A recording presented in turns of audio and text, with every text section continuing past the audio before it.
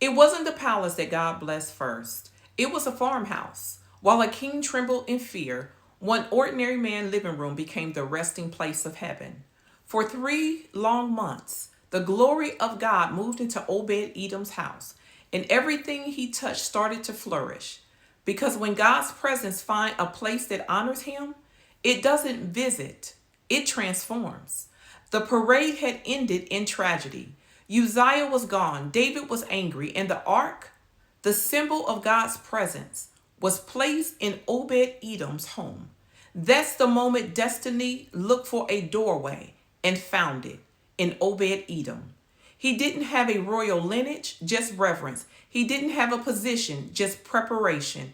And while David paused in panic, Obed-Edom opened his doors. The presence of God is like fire. It refines what's pure and consumes what's false. The same fire that burned Uzziah warmed Obed-Edom's obedience. One man tried to control it, another learned to contain it.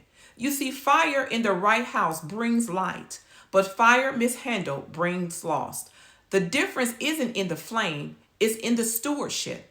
Every morning, Obed-Edom's children woke up near the ark. Every prayer, every meal, every conversation happened under the hum of holy presence.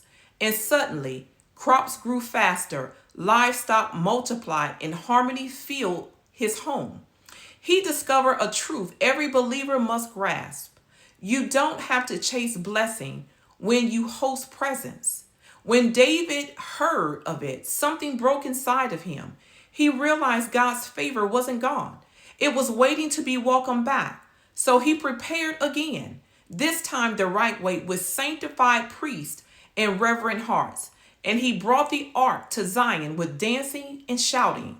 What fear had postponed, worship had restored.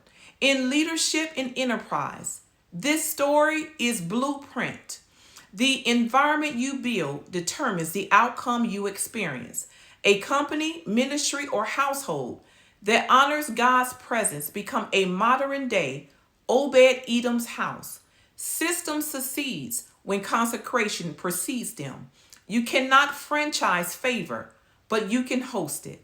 Maybe you've watched others mishandle what's sacred. Maybe you've seen the fear that comes after failure. But hear this, God is still looking for homes, hearts, and leaders who will say, let the glory rest here. When the glory moves in, anxiety moves out. When the presence abides, vision abounds. You don't need a throne. You just need a clean room. So open the door of your heart. Dedicate your business, your family, and your mind. Because when the glory finds a home, everything connected to that house comes alive.